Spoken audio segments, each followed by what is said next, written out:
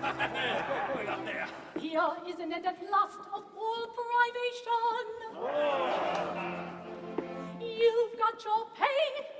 Spare all you can afford to welcome little Buttercup on board.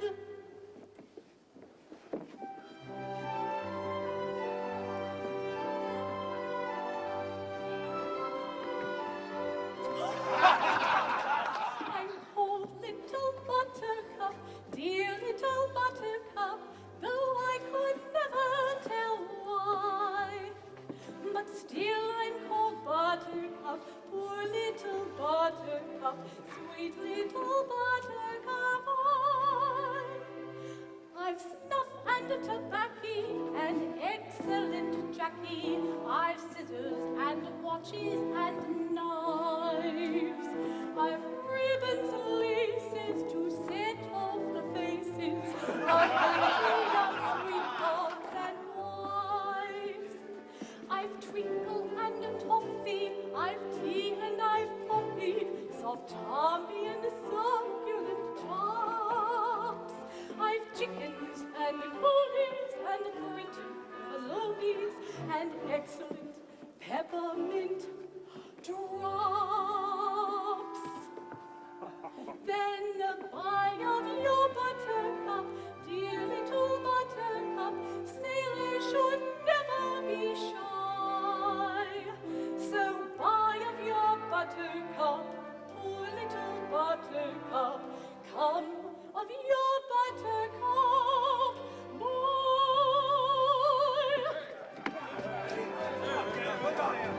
Stop, pause. Take your time, Nick. Knock out, come on. And here's another man.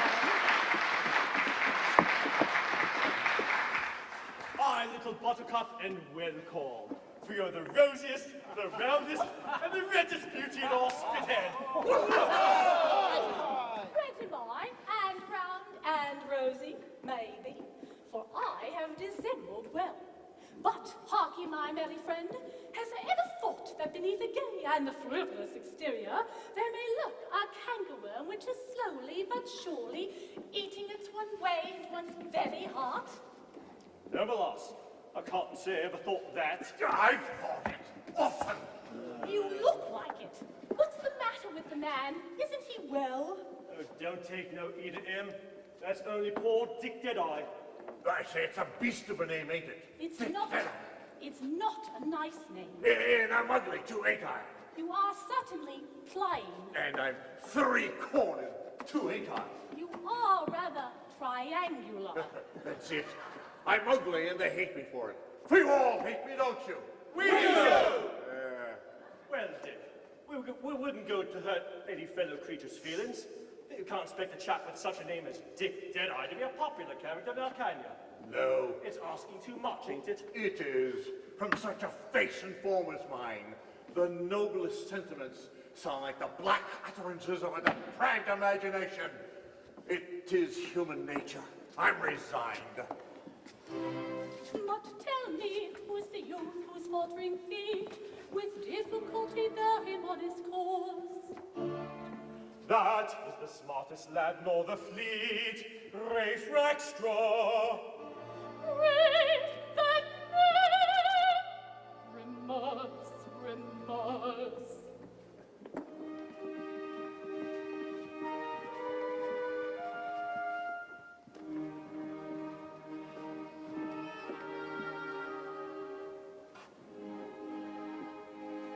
The nightingale sighed for the moon's bright ray,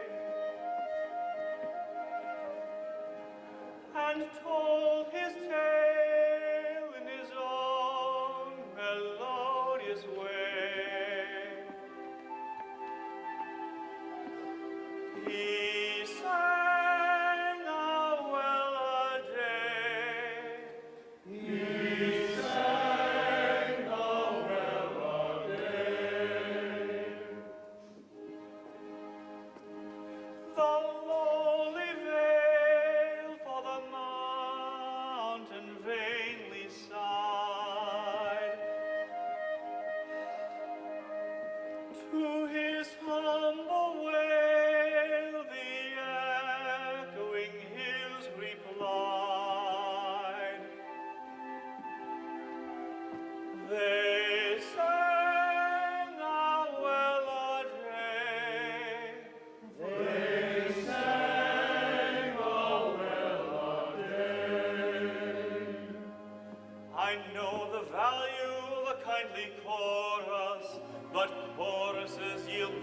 consolation.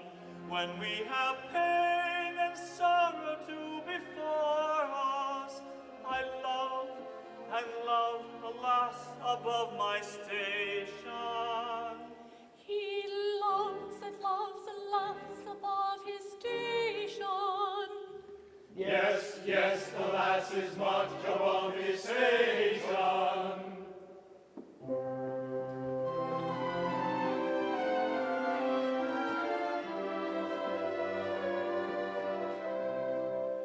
A maiden fair to see, the pearl of minstrelsy, a bud of blushing beauty, for whom proud noble scion with each other vie to do her menial's duty. To do her menial's duty. A suitor lowly born, with hopeless passion torn, and poor beyond denying, as dead for her to pine, at whose exalted shrine a world of wealth is sighing. A world of wealth is sighing. Unlearned he in aught save that which love has taught, for love had been his tutor. Oh, pity, pity me, our captain's daughter she, and I, that lowly suitor. Oh, pity, pity me, our captain's daughter she, and I, the lowly suitor.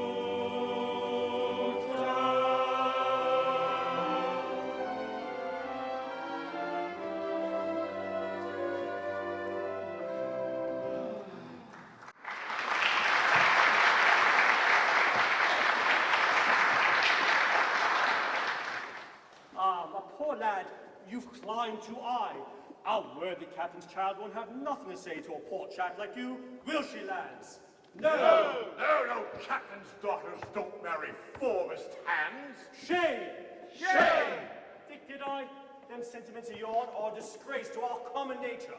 But it's a strange anomaly that the daughter of a man who hails from the quarterdeck may not love another who lays out on the foreyard arm. For a man is but a man, whether he hoists his flag at the main truck or his slats on the main deck. Aye! Aye, it's a queer world. Dick, did I have no desire to press hardly on you, but such a revolutionary sentiment is enough to make an honest sailor shudder. My lads, our gallant captain has come on deck. Let us greet him, so brave an officer and so gallant a seaman deserves.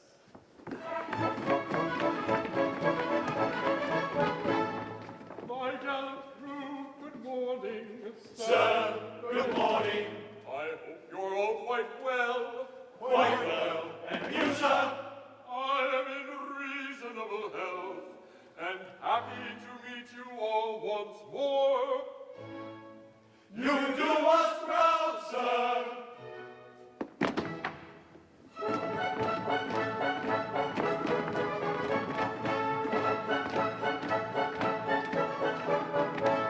I am the captain of the Pinafore. A right good captain, true. You're very, very good, and be it understood, I command a right good crew. We're very, very good, and be it understood, he commands a right good crew. Though related to a peer, I can hand, reef, and steer, or ship or salvagee. I am never known to quail at the fury of a gale, and I'm never, never sick at sea. What, never? No, never. What, never? Well, hardly ever. He's hardly ever sick at sea. Then give 3 cheers and 1 cheer more for the hardy captain of the Pinafore. Then give 3 cheers and 1 cheer more for the captain of the Pinafore.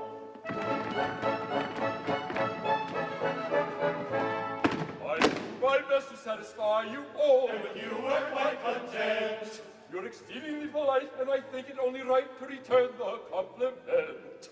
We're exceedingly polite, and he thinks it's only right to return the compliment. Bad language or abuse I never, never use, whatever the emergency. Though bother it, I may occasionally say, I never use a big D. What never? No, never. What never? Well, hardly ever. Hardly ever swears a big D. And give 3 cheers and 1 cheer more for the well-bred captain of the Pinafore. Give 3 cheers and 1 cheer more for the captain of the Pinafore.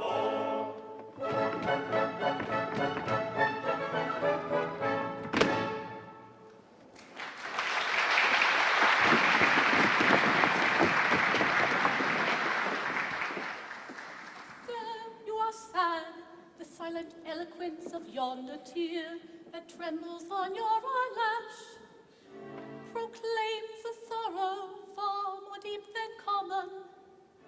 Confide in me, fear not, I am a mother. Yes, little Buttercup, I am sad and sorry. My daughter Josephine, the fairest flower that ever blossomed on ancestral timber, is sought in marriage by Sir Joseph Porter, our Admiralty's first lord.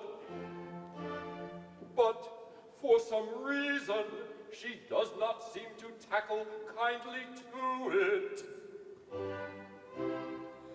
Oh, poor Sir Joseph, oh, I know too well the anguish of a heart that loves but vainly. But see, here comes your most attractive daughter. I go farewell.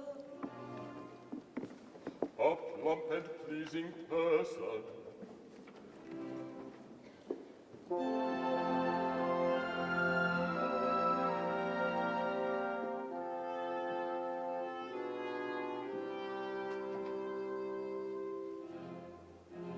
Sorry her lot we love to wear, heavy the heart that hopes but vainly, sad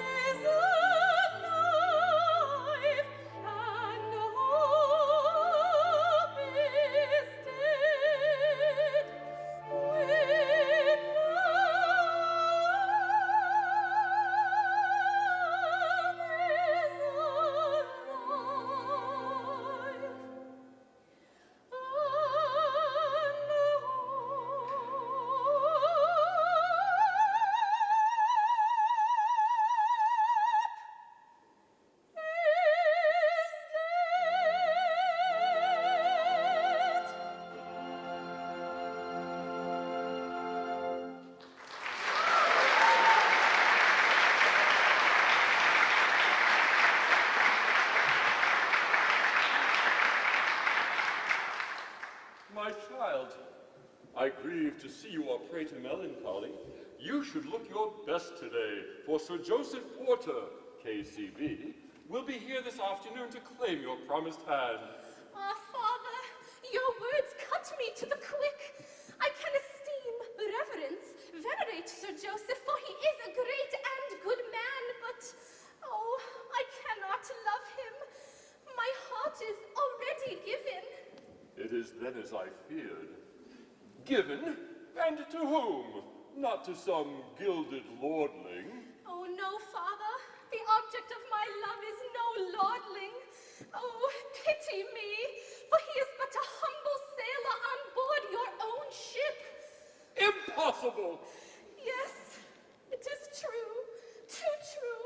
A common sailor? Oh, fie. Oh, I blush for the weakness that allows me to cherish such a passion. I hate myself when I think of the depth to which I have stooped in permitting myself to think tenderly of one so ignobly born, but I love him. I love him. I love him. Come, my child. In a matter of the heart, I would not coerce my daughter. I attach little value to rank or wealth. But the line must be drawn somewhere. A man in that station may be brave and worthy, but at every step he would commit solecisms that society would never pardon. Oh, I have thought of this night and day. But fear not, Father, for I have a heart, and therefore I love. But I am your daughter, and therefore I am proud. Though I carry my love with me to the tomb, he shall never, never know it. You are my daughter, after all. But see, Sir Joseph's barge approaches, manned by 12 trusty oarsmen, and accompanied by the admiring crowd of sisters, cousins, and aunts that attend him wherever he goes. Retire, my daughter, to your cabin. Take this, his photograph, with you. It might help to bring you to a more reasonable frame of mind. My own thoughtful father. Oh!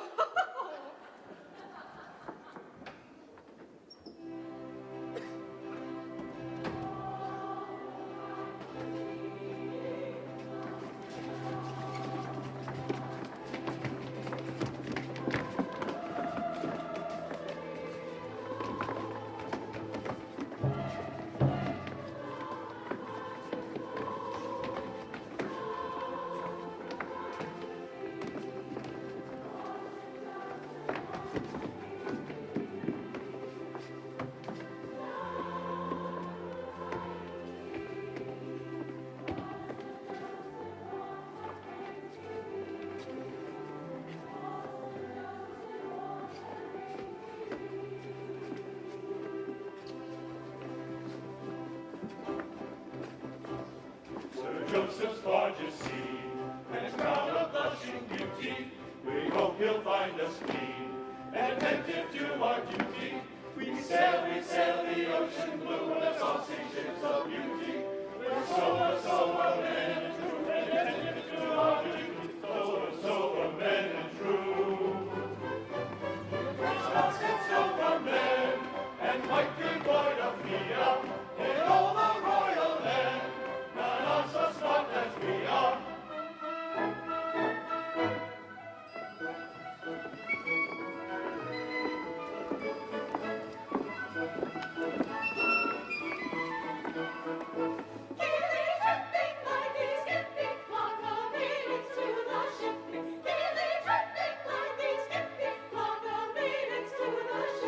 Flags and guns and pennants slipping, all the ladies of the shipping. Sailors friendly, always friendly, welcome ladies so politely.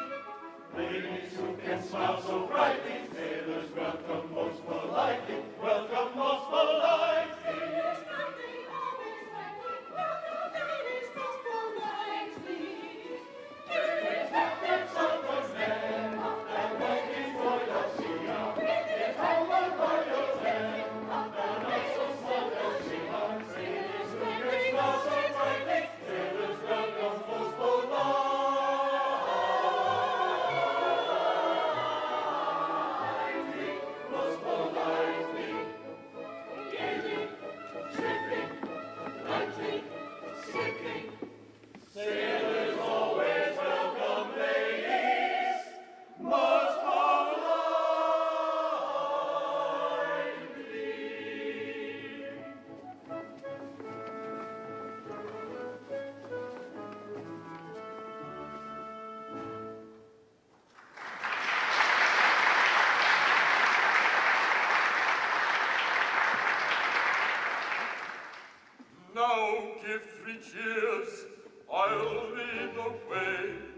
Hurrah! Hurrah! Hooray!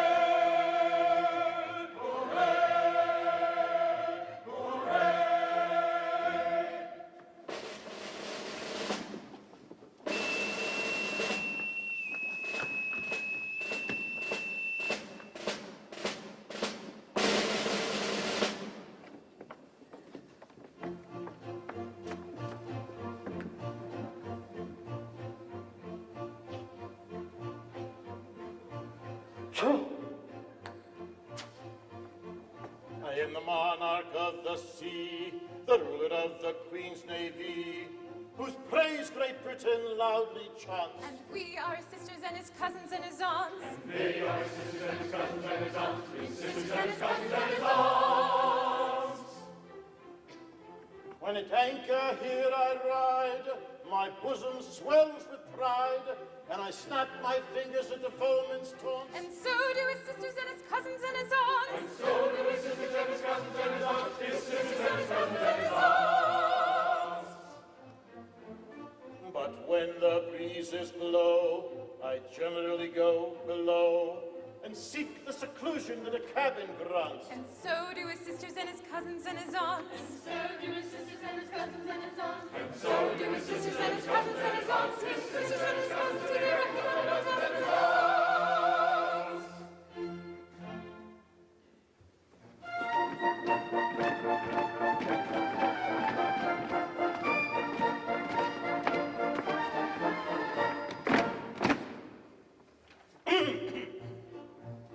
When I was a lad, I served a term as office boy to an attorney's firm.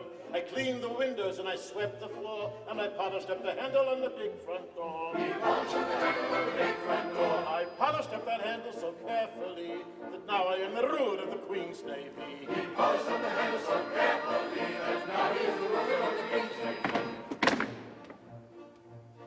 As office boy, I made such a mark that they gave me the post of a junior clerk. I served the writs with a smile so bland and copied all the letters in a big brown hand. He copied all the letters in a big brown hand. I copied all the letters in a hand so free that now I am the ruler of the Queen's Navy. He copied all the letters in a hand so free that now he is the ruler of the Queen's Navy.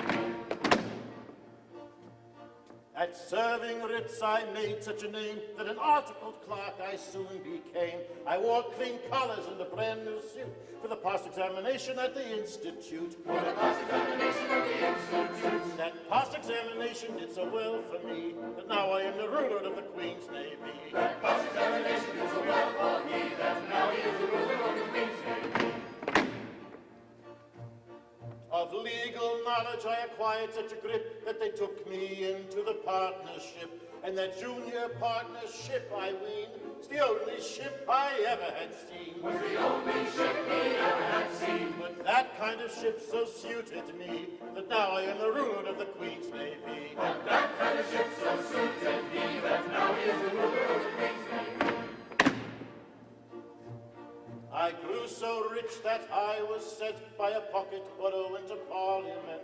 I always voted at my party's call. I never thought of thinking for myself at all. He never thought of thinking for himself at all. I thought so little.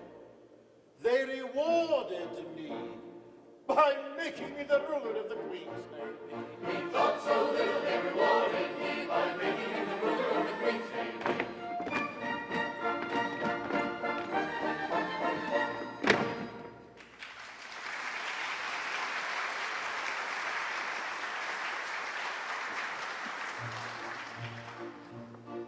Now, landsmen all, whoever you may be, if you want to rise to the top of the tree, if your soul isn't fettered to an office stool, be careful to be guided by this golden rule. Be careful to be guided by this golden rule. Stick close to your desks and never go to sea. And you all may be rulers of the Queen's Navy. Stick close to your desk and never go to sea, and you all may be rulers of the Queen's Navy.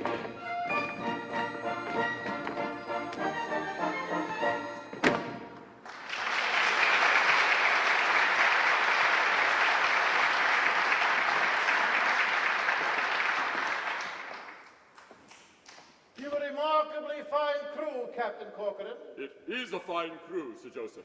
A British sailor is a splendid fellow, Captain Corcoran. A splendid fellow indeed, Sir Joseph. I hope you treat your crew kindly, Captain Corcoran. Indeed, I hope so, Sir Joseph. Never forget, they are the bulwarks of England's greatness, Captain Corcoran. So I have always considered them, Sir Joseph. No bullying, I trust. No strong language of any kind, eh? Oh, never, Sir Joseph. What? Never? Well, hardly ever, Sir Joseph. They are an excellent crew and do their work thoroughly without it. Don't patronize them, sir. Pray don't patronize them. Certainly not, That Sir you Joseph. are their captain is an accident of birth. I cannot permit these noble fellows to be patronized because an accident of birth has placed you above them and them below you. I am the last person to insult a British sailor, Sir Joseph. You are the last person who did, Captain Corcoran. Desire that splendid seaman to step forward. Ah! No. The other splendid seaman. Reef Rackstraw, 3 paces to the front, march. If what? I beg your pardon, I don't think I understand you. If you please. Yes, of course. If you please.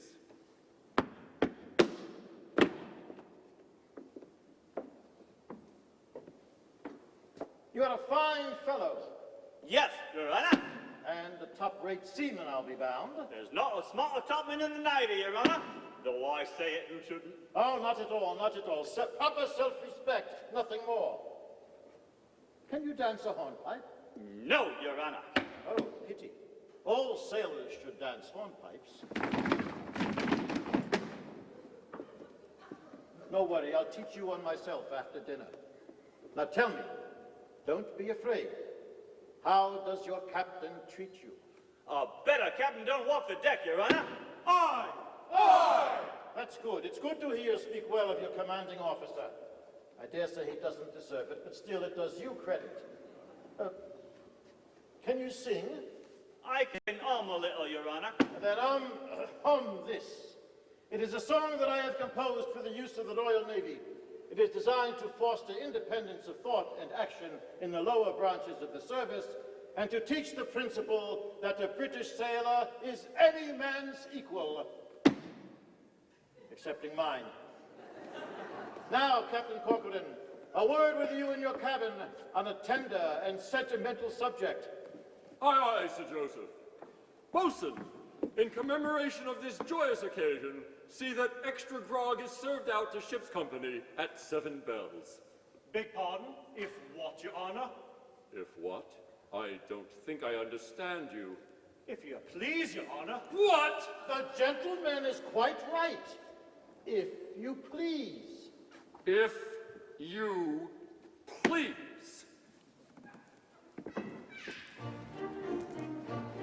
For I hold that on the seas, the expression, if you please, a particularly gentlemanly tone implants. And so do his sisters and his cousins and his aunts. And so do his sisters and his cousins and his aunts. His sisters and his cousins to be ready for my cousins and his aunts.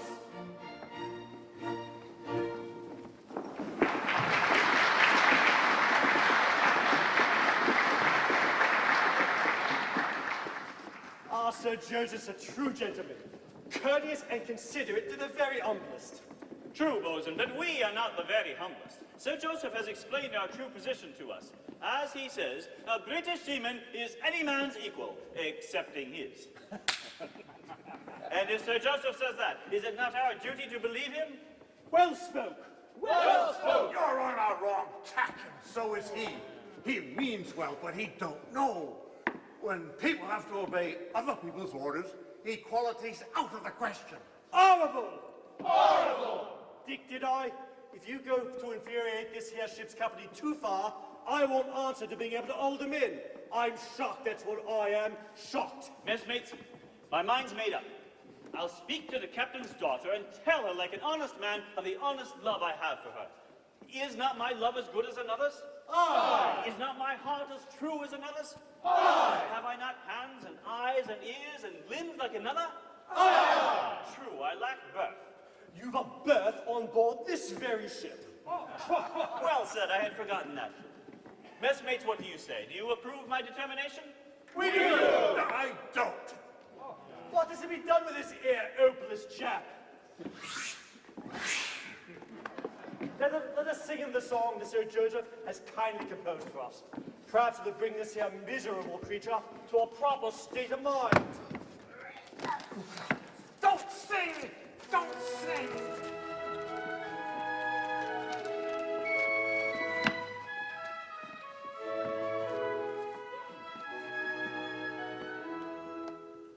A British tar is a soaring soul, as free as a mountain bird.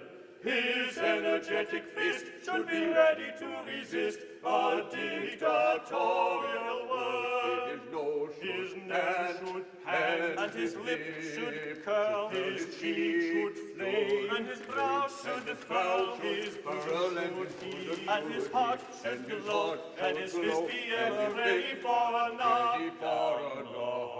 His nose should dance, and his lips should curl, his cheek should flame, and his brow should frown, his bosom should heave, and his heart should glow, his fist be ever ready for a knockdown blow.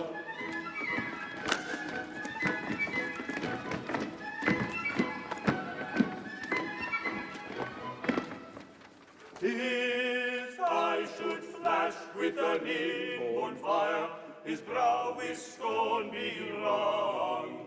He never should bow down to a domineering frown, or the tang of a tyrant tongue. His foot should stamp, and his throat should growl, his hair should twirl, and his face should scowl, his eyes should flash, and his breast protrude, and this should be his customary act. His foot should stamp, and his throat should growl, his hair should twirl, and his face should scowl, his eyes should flash, his breast protrude, and this should be his customary attitude. His attitude, his attitude, his attitude.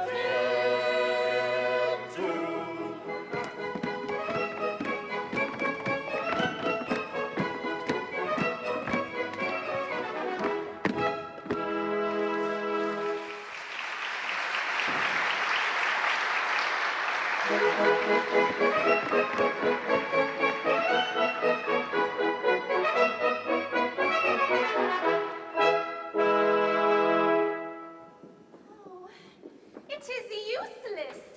Sir Joseph's attentions nauseate me. I know that he is a truly great and good man, for he told me so himself. But to me he seems tedious, fretful, and dictatorial. Yet his must be a mind of no common order, or he would not dare to teach my dear father to dance a hornpipe on the cabin table. Rackstraw. Aye, lady. No other than poor Rackstraw. How my heart beats. And why poor, Rafe? I am poor in the essence of happiness, lady. Rich only in never-ending unrest. In me, there meet a combination of antithetical elements which are at eternal war with one another, driven hither by objective influences, thither by subjective emotions, wafted one moment into blazing day by mocking hope, plunged the next into the Sumerian darkness of tangible despair. I am but a living ganglion of irreconcilable antagonisms. Oh. I hope I make myself clear, lady. Perfectly. His simple eloquence goes to my heart. Oh, if I dared. But no, the thought is madness. Dismiss these foolish fancies. They torture you, but needlessly. Come, make one effort. I will. One. Josephine. Sir! Aye. Even though Jove's armory were launched at the head of the audacious mortal whose lips, unhallowed by relationship, dared to breathe that precious word, yet would I breathe it once, and then perchance be silent evermore. Josephine, in one brief breath, I will concentrate the hopes, the doubts, the anxious fears of 6 weary months. Josephine, I am a British sailor, and I love you. Oh, sir! This audacity! Oh, my heart! My beating heart! This unwarrantable presumption on the part of a common sailor!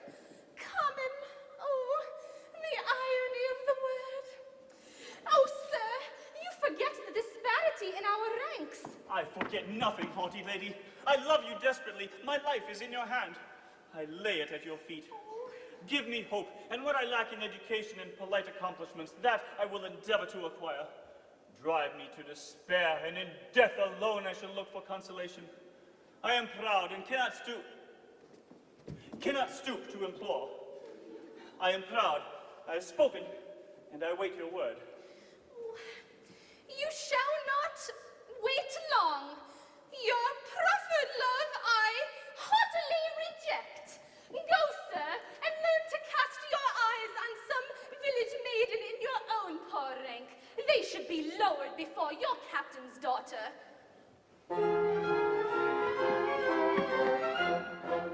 Refrain, audacious star, your suit from pressing. Remember what you are and whom addressing. Refrain, audacious star, your suit from pressing. Remember what you are and whom addressing. Refrain, audacious star. Remember what you are. I'd love my rank to scorn in union holy. Were he more highly born or I more lowly? I'd love my rank to scorn in union holy.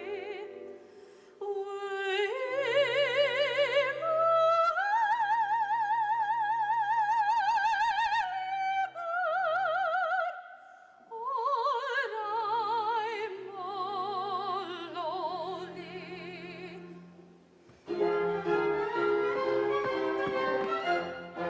Proud lady, have your way, unfeeling beauty. You speak, and I obey, it is my duty. I am the lowly star that sails the water, and you, proud maiden, are my captain's daughter. Proud lady, have your way. You speak, and I obey.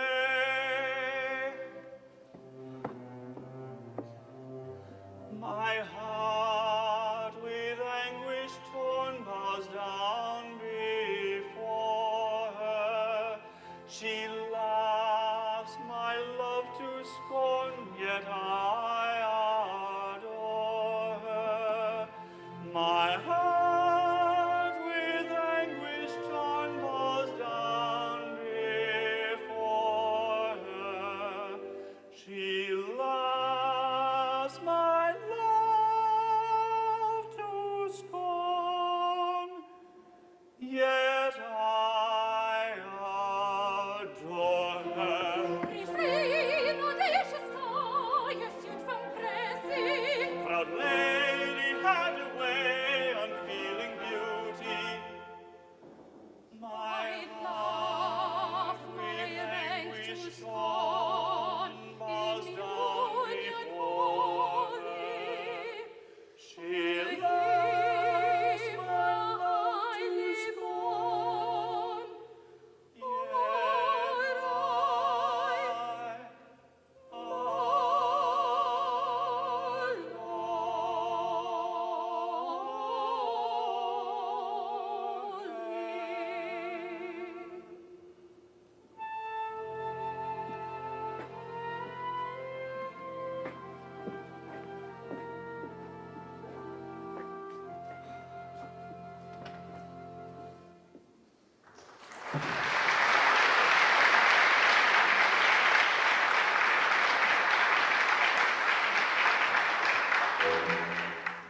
Can I survive this overbearing, or live a life of mad despairing? My proffered love despised, rejected. No, no, it's not to be expected.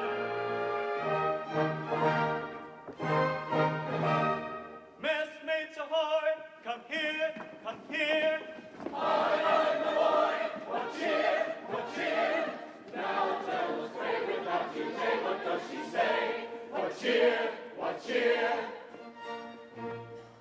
The maiden treats my suit with scorn, rejects my humble gift, my lady. She says I am ignobly born and cuts my hopes adrift, my lady. Oh, cruel one, oh, cruel one. She spurned your suit, oh, oh, oh, oh. I told you so, I told you so. Shall they split? Our name is waste. Love comes alike to high and low. Britannia's sailors rule the waves, and champions put to insult. No, no. You must admit you are but slaves, a lady she, oh, oh, oh. You lowly toilers of the waves, she spurned you all, I told you so. Shall we submit? Are we but slaves? Shall we submit? Must admit, Are we but slaves? but Love slaves, comes alike to high a and lady she, oh, the sailors rule the waves, and shall they slip to insult? No, no. My friends, my leave of life I'm taking, for oh, my heart is breaking when I am gone. Oh, prithee tell the maid that as I died, I loved her well. Of life, the last his leave is taking, for all his faithful heart is breaking. When he is gone, we'll surely tell the maid that as he died, he loved her well. Be warned, my messmates all who love in rank above you, for Josephine I fall. Stay your hand, I love you. Ah, dear hand, she loves you. Loves me. Loves you. Yes, yes, oh yes, she loves you. Hooray! Oh, joy, oh, rapture unforeseen, for now the sky is all serene. The God of day, the orb of love, has hung his ensign high above. The sky is full of praise. With wooing words and loving song We'll chase the lagging hours along, and if we find the maid's boy, we'll murmur forth to chorus joy.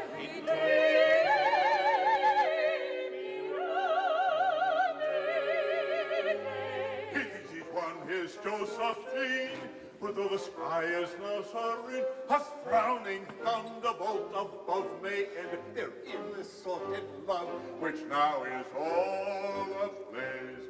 Our captain, ere the day is gone, will be extremely down upon the wicked men who are employed to make his Josephine less coy in many fairest ways. Oh, joy, oh, rapture unforeseen, Our for captain, now the sky unless is they're all wrong, serene. will The be God of extremely day, down the upon orb the of love, wicked has men hung who his are ensign employed high to above. make The his sky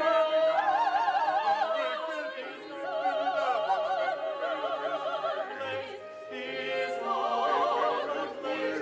Is all ablaze. The sky is all ablaze.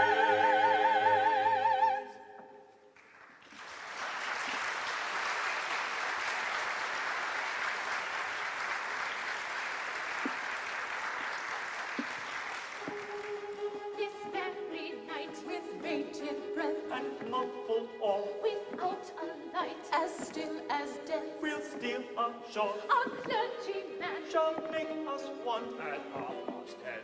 and then we can Pretend for none And of them then, this very night with bated breath, and muffled all. without a light, as still as death, We'll steal ashore, our clergyman, shall make us one at 10:30. and then we can pretend for none. And of them then, this very night with bated breath, with bated light, as still as death, as still as death, clergyman shall make us one at 10:30, and we can make us one at 10:30. Clergyman shall make us one at 10:30, and we can make us one at 10:30.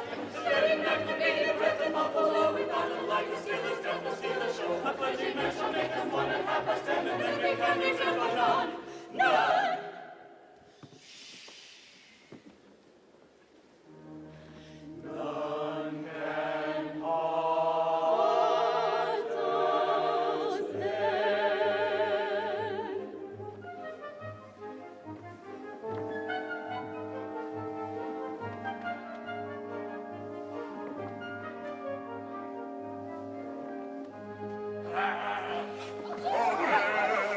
You'll carry out the scheme you've planned. She's a lady, you are foremast hand. Remember, she's your gallant captain's daughter, and you, the meanest slave that crawls the water. Back, falling back, you mock us. Back, falling back, you shock us.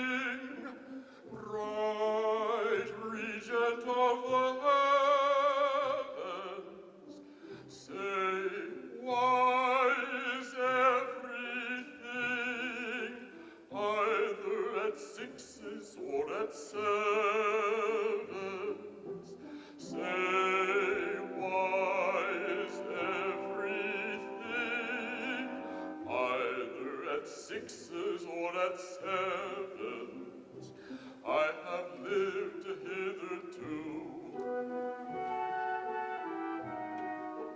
free from the breath of slander, beloved by all my crew, a really popular commander, but now my kindly crew rebel. My daughter to a tar is partial. Sir Joseph storms, and sad to tell, he threatens a court-martial. Fair moon, to thee I sing, bright regent of the heavens. Say, why is everything either at sixes or at sevens? Fair moon, to thee I sing, bright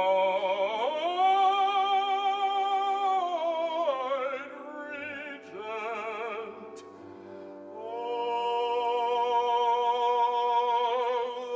the heavens.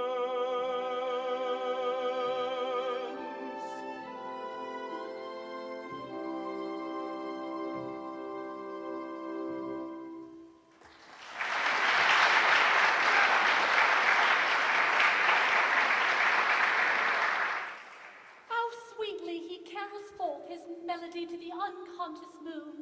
Of whom is he thinking? Of some eye-born beauty? It may be.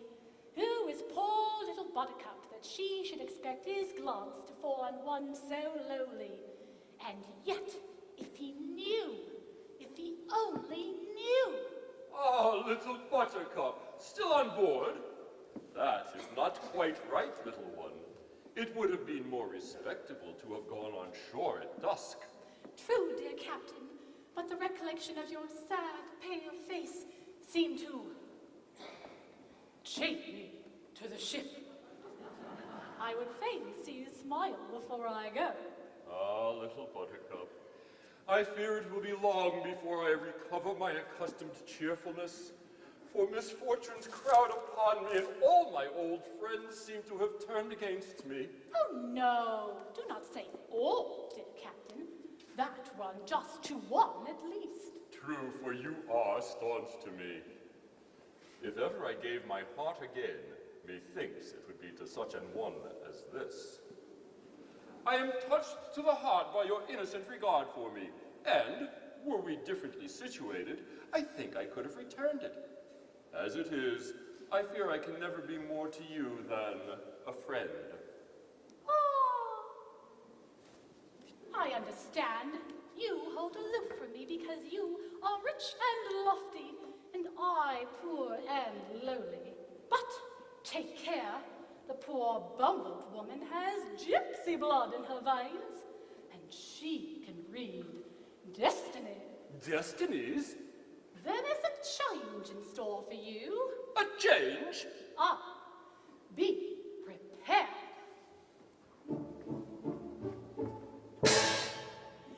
Things are seldom what they seem.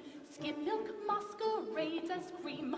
High-lows pass as patent leathers. Jackdaws strut in peacock's feathers. Very true, so they do. Black sheep dwell in every fold. All that glitters is not gold. Storks turn out to be but logs. Bulls are but inflated frogs. Oh, they be frequently. Drops the wind and stops the mill. Turbot is ambitious brill.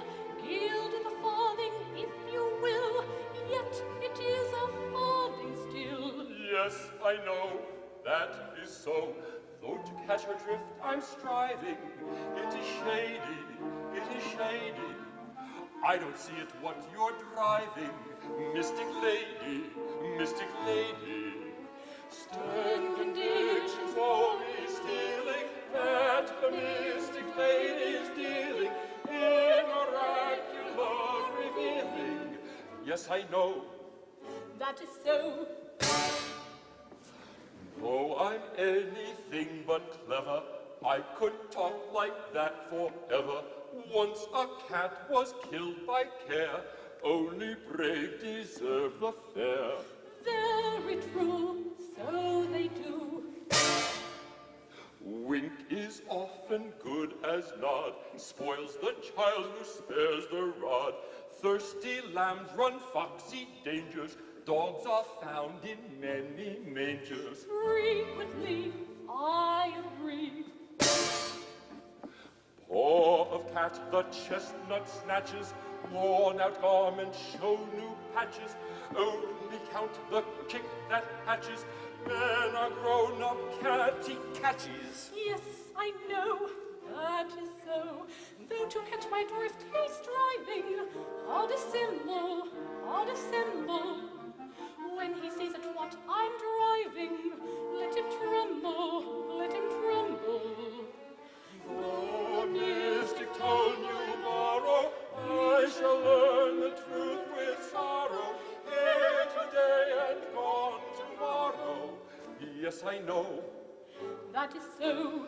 The mystic tone you borrow, I shall learn the truth with sorrow. Here today and gone tomorrow. Yes, I know. That is so.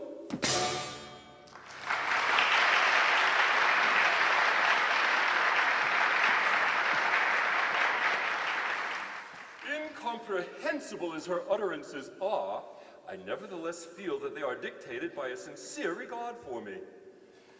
But to what new misery is she referring? Only time will tell. Captain Corcoran, I am much disappointed with your daughter. In fact, I don't think she will do it all. Yes, we are much disappointed with your daughter. We don't think she will do. She won't do, Sir Joseph. No, I'm afraid not. The fact is that although I have urged my suit with as much eloquence as is consistent with an official utterance, I have done so hitherto without success. How do you account for this? I endorsed all Sir Joseph's remarks and added some of my own, but so far ineffectually. Cousin Hebe, your interference was well meant, but I do not think it has materially affected my pursuit. You do not. I do not. Crushed! Really, Sir Joseph, I can hardly account for it. Josephine is, of course, sensible of your condescension. Well, she naturally would be. She naturally would be. Quiet! Crushed again! Perhaps your exalted rank dazzles her. You really think so? You think so? I can hardly say, but she is a modest girl and her social position is far below your own. It may be that she feels she is not worthy of you. That is really a very sensible suggestion, and displays more knowledge of human nature than I had given you credit for. But, see, she comes. If your lordship would kindly reason with her and assure her, officially, that it is a standing rule at the Admiralty that love levels all ranks, her respect for an official utterance might induce her to look upon your proposal at its proper light. I will act on your suggestion. And I will help you. Captain Corcoran, would you do me the courtesy of escorting this lady away and showing her the mysteries of the forecastle? Forecastle. Poop deck!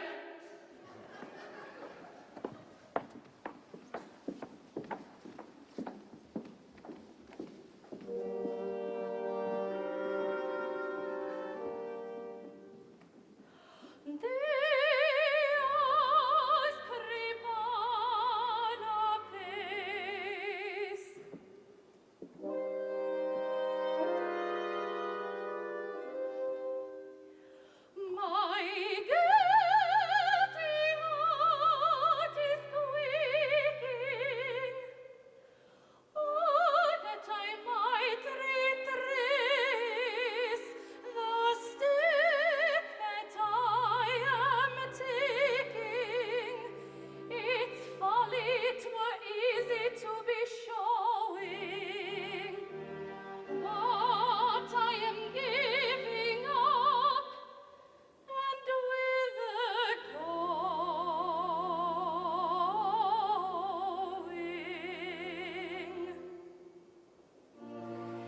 the one hand, Papa's luxurious home, hung with ancestral armor and old brasses.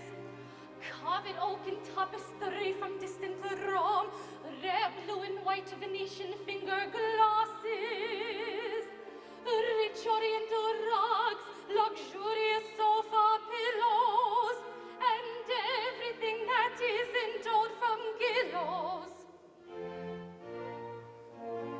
And on the other, a dark and dingy room, in some back street with stuffy children crying, where organs yell and clocking housewives fume, and clothes are out hanging all day drying, with one cracked looking glass to see your face in, and dinner served up in a pudding basin. Oh!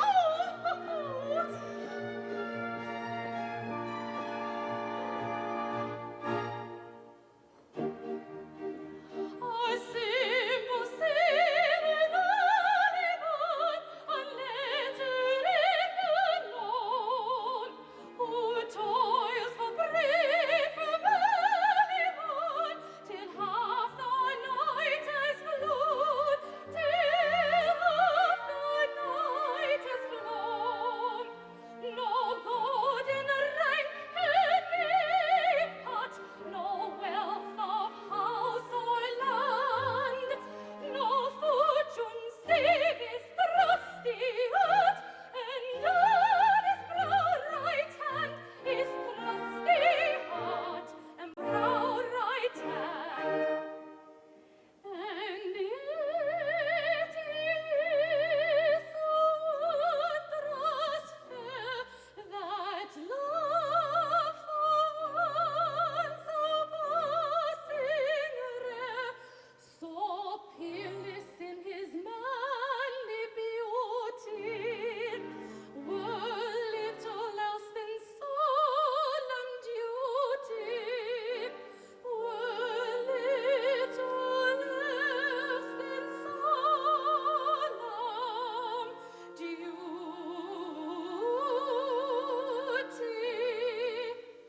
O God of love and God of reason, say, which of you twain shall my heart obey?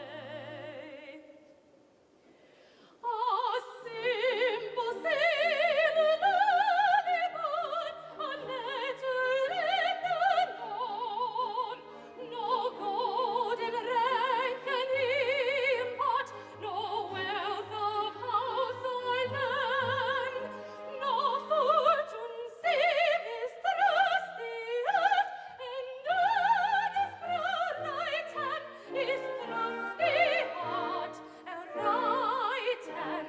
O God of love and God of reason, say which of you twain shall my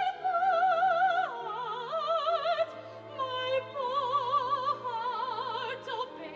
God of love, God of reason, God of reason, God of love, say,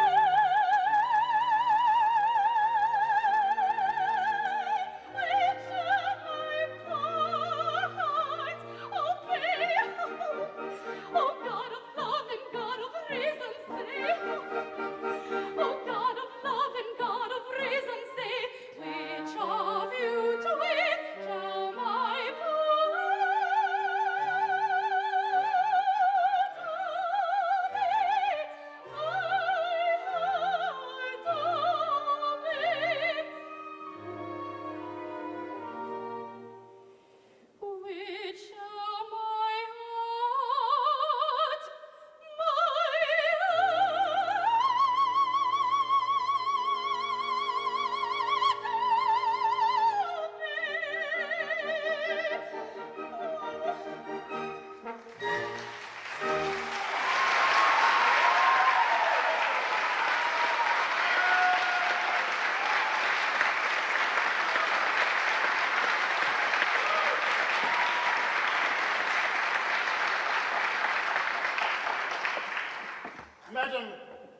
It has been represented to me that you are appalled by my exalted rank. I desire to convey to you officially my assurance that if your hesitation is attributable to that circumstance, it is uncalled for. Oh, then your lordship is of the opinion that married happiness is not inconsistent with discrepancy in rank? Madam, I am officially of that opinion. Oh, that the high and the lowly may be truly happy together, provided that they truly love one another? Madam, I desire to convey to you officially that it is my opinion that love is a platform upon which all ranks meet. Oh, I thank you, Sir Joseph. I did hesitate, but I will hesitate no longer. He little thinks how eloquently he has pleaded his rival's cause.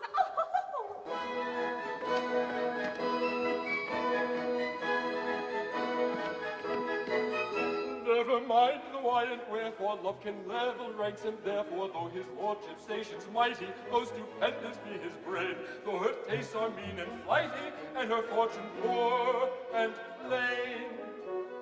Ring the merry bells on fortune, rend the air with warbling wild, for the union of the lordship with the humble captain's child. For a humble captain's daughter, For a gallant captain's daughter, And a lord who rules the water. and the top plows the water. Let the air with joy be laden, and with songs the air above, for the union of the maiden with the man who owns her love.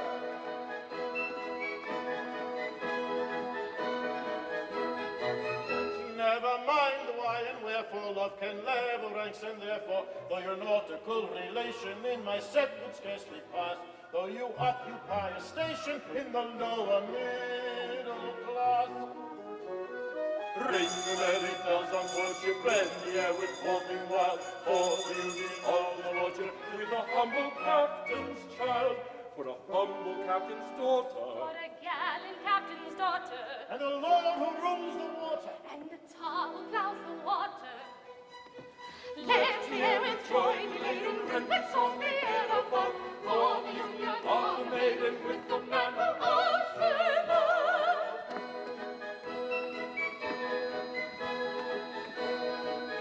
Never mind the why and wherefore, love can level ranks, and therefore I admit your jurisdiction. Neatly have you played your part.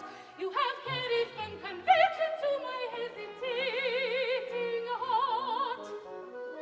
ring the merry bells on worship, rend the air with warbling wild, for the union of his lordship with a humble captain's child, for a humble captain's daughter. For a gallant captain's daughter, And a lord who rules the water. and a tar who plows the water. Let the air with joy be laden, Ring the merry bells on worship, for the union of a maiden. for her union with his lordship. Ring the song the air above, for the man who wants her love. Ring the song the air above, for the man who wants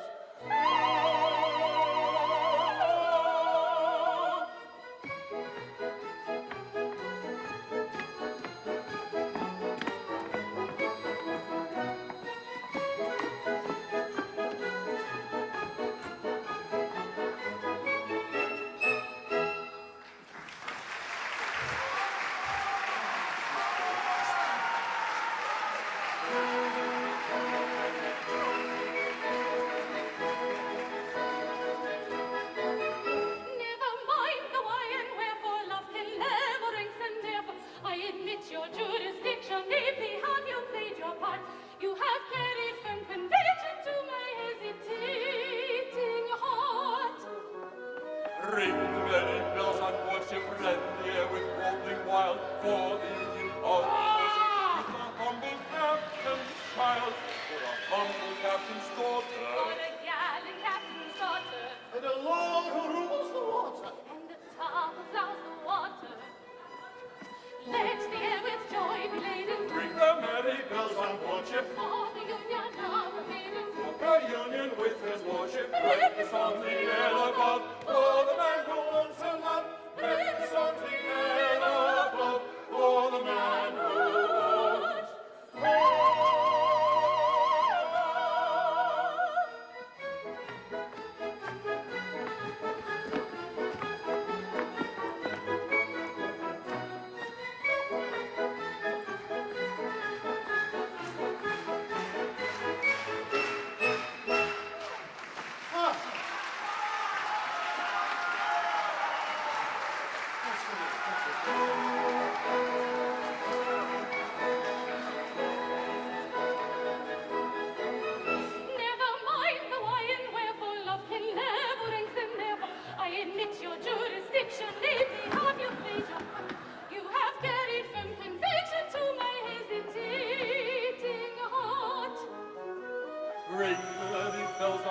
lordship, rend the air with warbling wild, for the union of his lordship with a humble captain's child, for a humble captain's daughter, For a gallant captain's daughter, And the Lord who rules the water. and the tar who plows the water.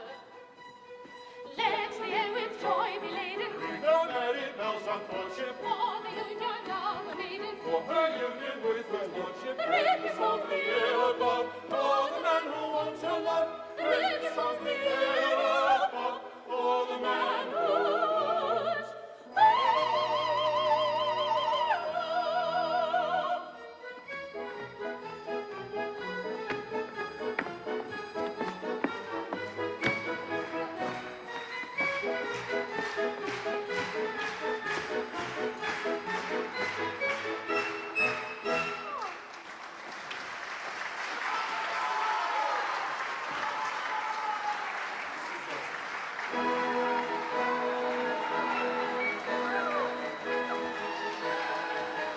Never mind the why and wherefore, love can never lengthen, therefore I admit your jurisdiction, deeply have you played your part.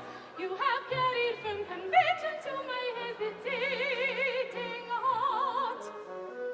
ring merry bells on worship, rend the air with warbling wild, for the union of his lordship with a humble captain's child, for a humble captain's daughter. For a gallant captain's daughter, Water! and the tar who plows the water. Let the air with joy be laden, Ring the merry bells on worship, for the union of a maiden. for a union with his lordship, The ribbons on the air above, for the man who wants her love, ribbons from the air above, for the man who wants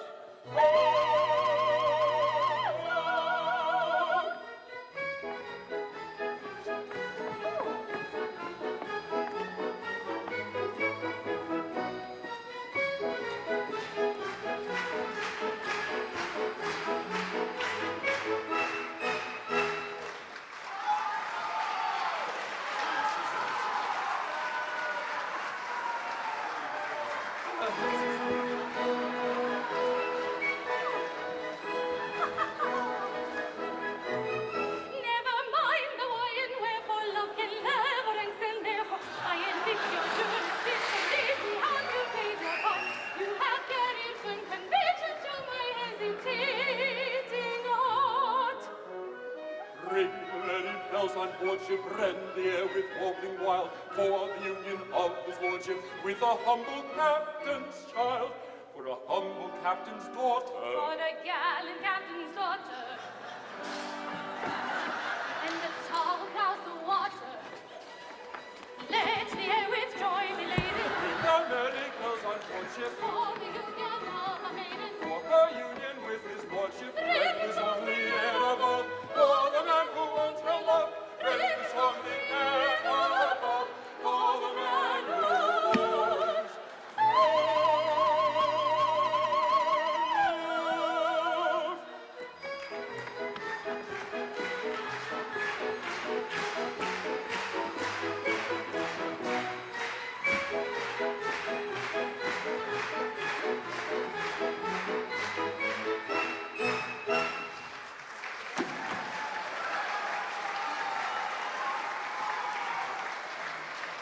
scissors.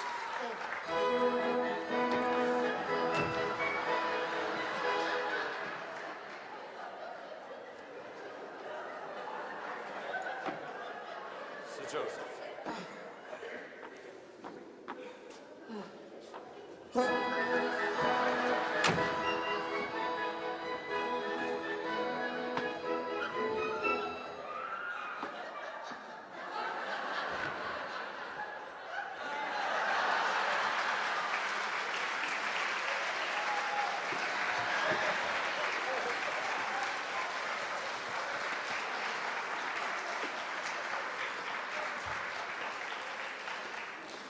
Sir Joseph. Sir Joseph.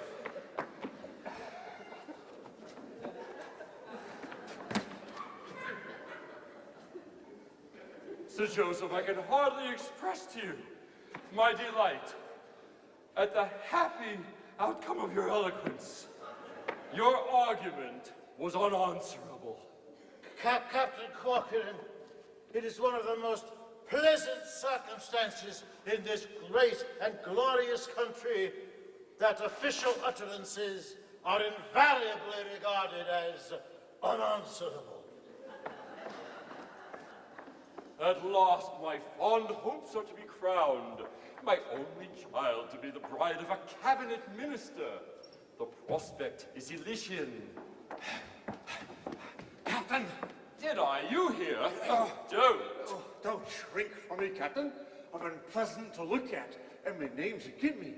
But it ain't as bad as I seem. What would you with me? I've come to give you warning. Indeed? Do you propose to leave the Navy, then? No, you misunderstand me. Listen.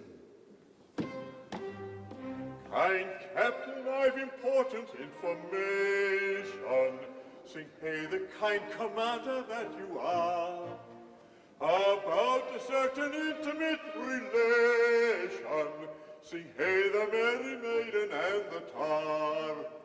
The merry, merry maiden, the merry, merry maiden, sing hey, the maiden and the tar. Good fellow, in conundrums you are speaking. Sing hey, the mystic sailor that you are. The answer to them vainly I am seeking. Sing hey, the merry maiden and the tar. The merry, merry, merry, merry, merry, merry, merry, maiden, the maiden and the tar. Kind Captain, your young lady is a sighing. Sing hey, the simple captain that you are. This very night with Rackstraw to be flying. Sing hey, the merry maiden and the tar. Oh, merry, merry maiden, the merry, merry maiden, the much too ready maiden and the tar. Good fellow, you have given timely warning. Sing hey, the thoughtful sailor that you are. I'll talk to Master Rackstraw in the morning. Sing hey, the cat to nine tails and the tar. The merry cat to nine tails, the merry cat to nine tails, the merry cat to nine tails, and the tar.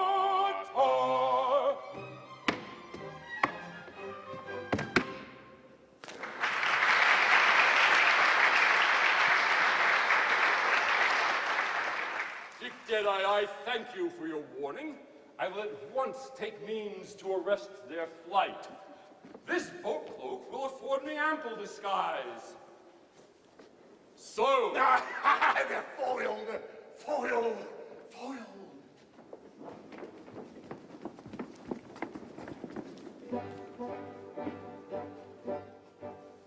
Carefully on tiptoe stealing, breathing gently as we may. Every step with caution feeling, we will softly seal our way. Goodness me, why what was that? Silent be, it was the cat. It was the cat. They're right. It was the cat. Pull ashore in fashion steady, I will defray the fair. For a clergyman is ready to unite the happy pair. Goodness me, why what was that? Silent be, again the cat. It was again a cat. They're right. It was the cat.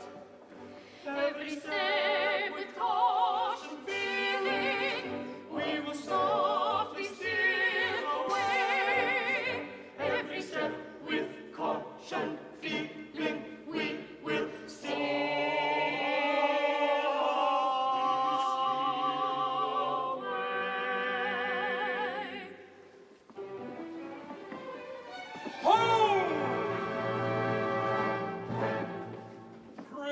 daughter of mine, I insist upon knowing where you may be going with the sons of the pride.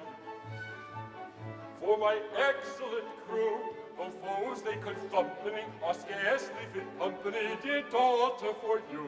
Now hearken that do, the foes we could company, but scarcely fit company for a lady like you. Proud officer, that haughty lip and curl, vain man, suppress that supercilious sneer, for I have dared to love your matchless girl, a fact well known to all my messmates here. Oh, horror! Humble born and lowly born, the meanest in the poor division, the butt of epaulettes gone, the mark of quarter-deck derision, have dared to raise my wormy eyes above the dust to which you'd mold me in man's glorious pride to rise. Englishman, behold me.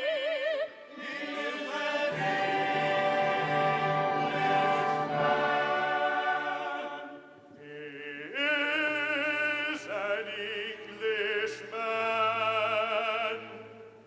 for himself has said it, and it's greatly to his credit that he is an Englishman. That he is an Englishman. For he might have been a Rougean, a French or Turk or Prussian, or perhaps Italian. Or perhaps Italian. But in spite of all temptations to belong to other nations, he remains an Englishman. He remains an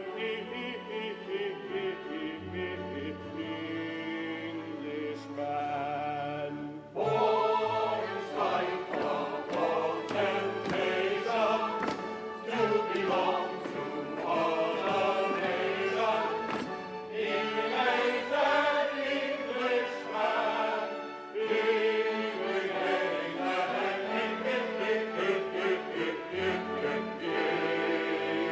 Englishman.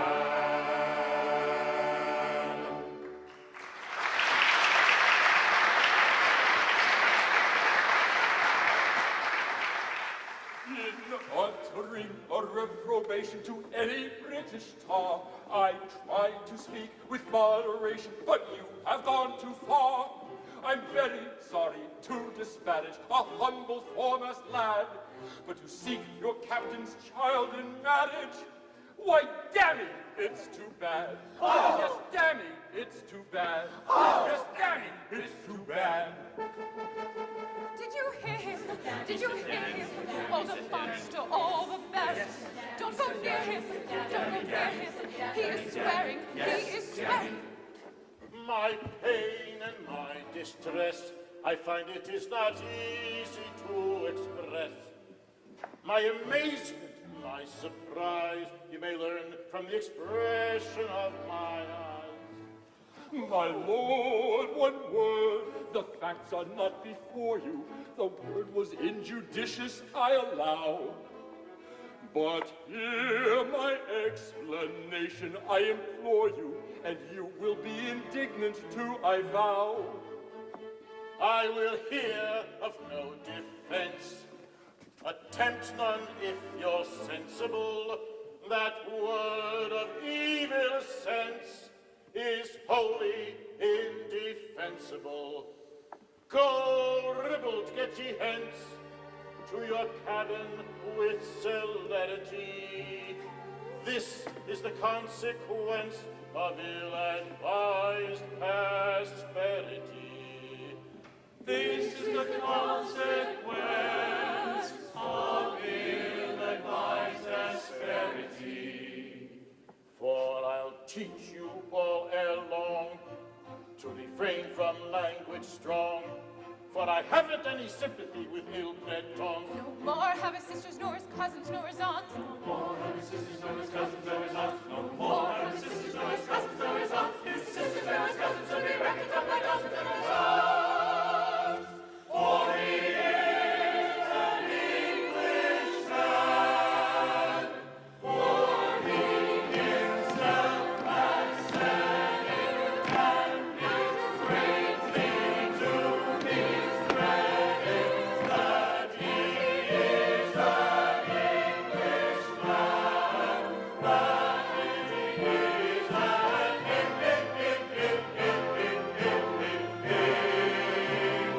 Englishman.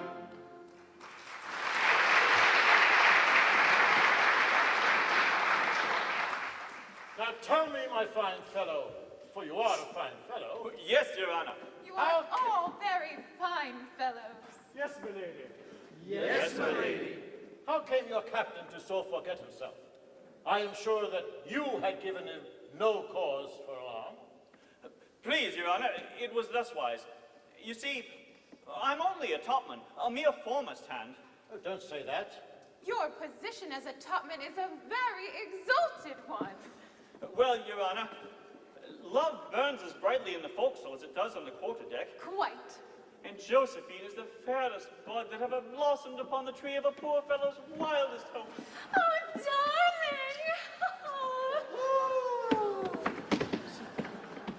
She is the figurehead of my ship of life, the bright beacon that guides me into my port of happiness, the rarest, the purest gem that ever sparkled on a poor but worthy fellow's trusting brow. Very pretty. Very pretty. Insolent sailor, you shall repent this outrage. Seize him! Oh no, Sir Joseph, spare him, for I love him tenderly. Pray don't.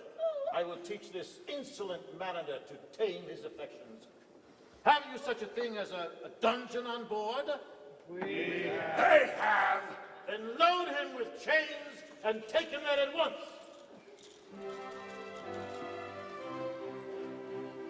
Farewell, my own, light of my life, farewell. For crime unknown, I go to a dungeon cell. I will atone in the meantime farewell, and rejoice in your dungeon cell. A bone, I'll pick with this sailor fell. Let him be shown at once to his dungeon cell.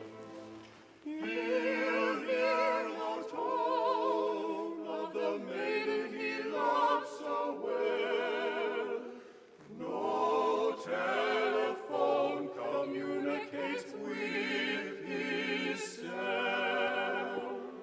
But when is known the secret I have to tell, wide will be thrown the door of his dungeon cell.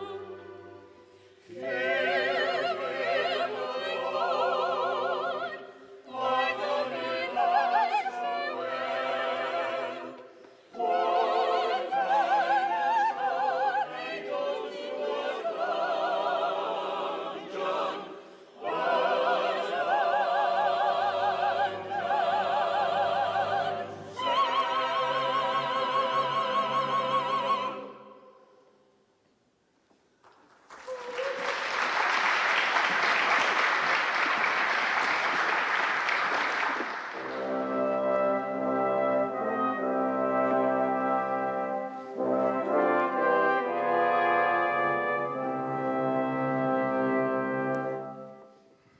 Josephine, I cannot tell you how distressed I am about this painful revelation. I wish to convey to you officially that I am hurt. If you have 25 minutes to spare, I will explain to you how it has affected me. Will you stop interfering? Crushed! You, to whom I gave a proposal of marriage, you, the daughter of a captain of the ship of the British Navy. Hold. I have something to say to that. You had better be quiet. On the contrary, she had better proceed. Of course, anybody but me. Go on. My pain and my distress, again it is not easy to express. My amazement, my surprise, again you may discover from my eyes. How terrible the aspect of his eyes. Hold! Here upon your loss you lay much stress. A long concealed crime I would confess.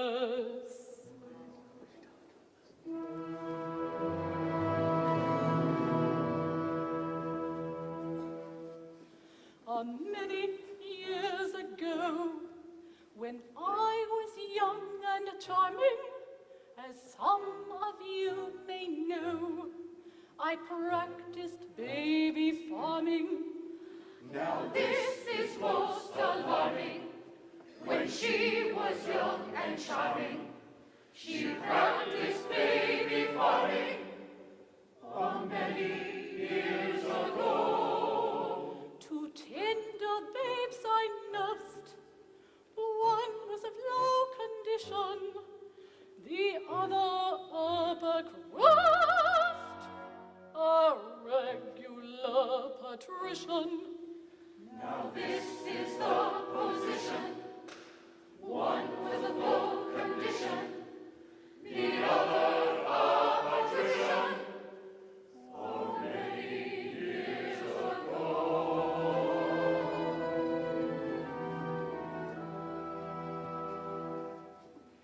Oh, bitter is my cup. However could I do it? I mixed those children up, and not a creature knew it. However could you do it? Someday, no doubt, you'll rue it. Although no creature knew it, so many years ago. In time each little waif forsook his foster mother. The well-born babe was brave. Your captain was the other. They left their foster mother. The one was Rafe, our brother. Our captain was the other. For many years ago.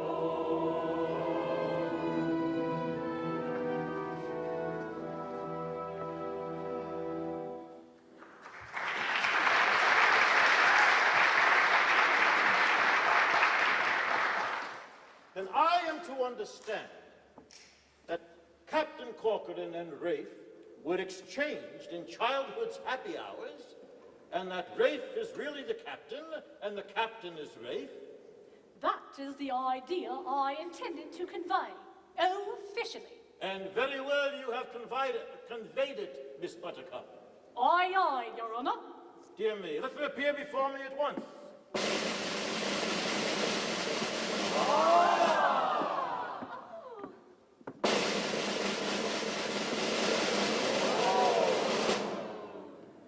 My father, a common sailor?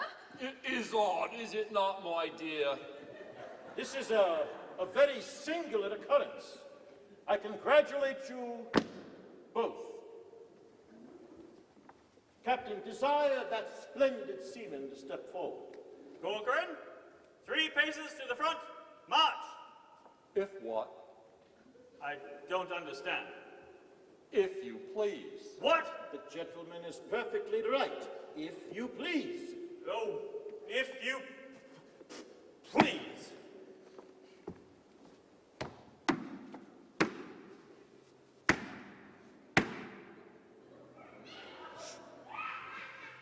You're a remarkably fine fellow. Yes, Your Honor. So it seems that you were Rafe, and Rafe was you. So it seems, Your Honor. Well, I need not tell you that after this change in your condition, a marriage with your daughter will be out of the question. Oh, don't say that, Your Honor. Love level's all right. Well, it does to a considerable extent, but not quite as much as that. Josephine. Here, take her, sir. And mind you treat her kindly. Oh, bliss! Oh, rapture! Oh, rapture! Oh, bliss! Oh, Lord. Sad my lot and sorry, for what shall I do? I cannot live alone. Fear nothing. While I live, I'll not desert you. I'll soothe and comfort your declining days.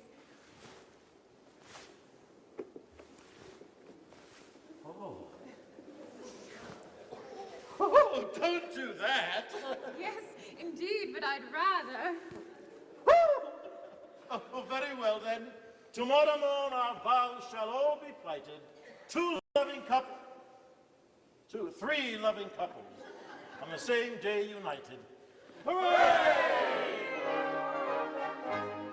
Oh, joy of rapture unforeseen, oh, now the sky is all serene, the God of daily overflow has sung his ensign high above, the sky is all ablaze. With words and trumpets we'll chase the lagging along, and if we find the maiden born, we'll burn the forth to Taurus story.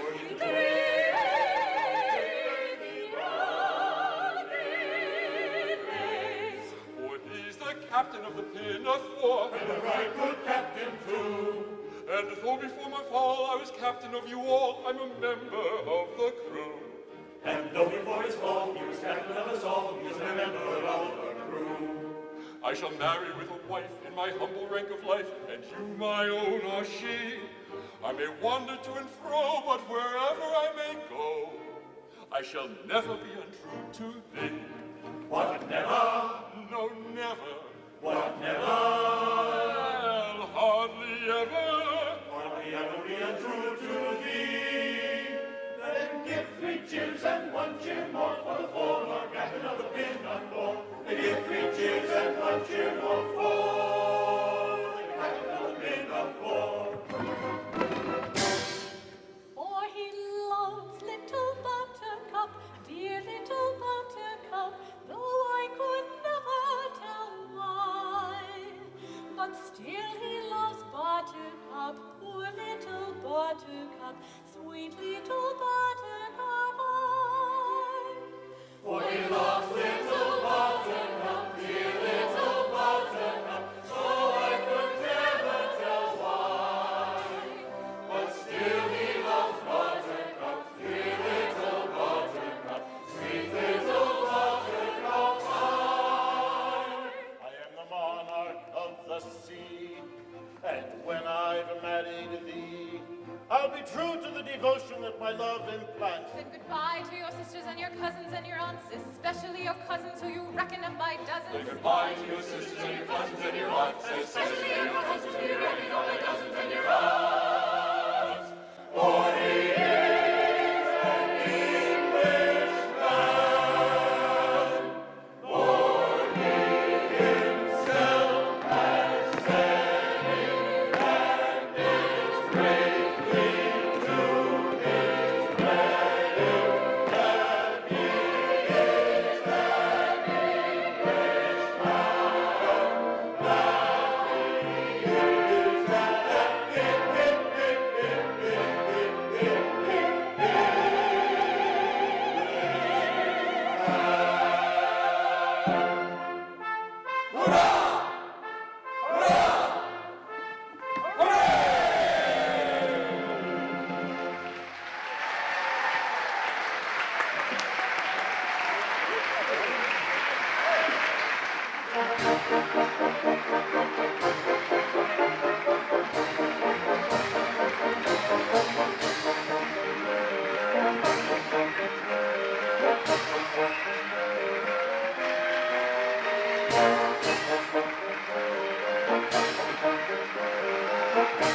Thank you.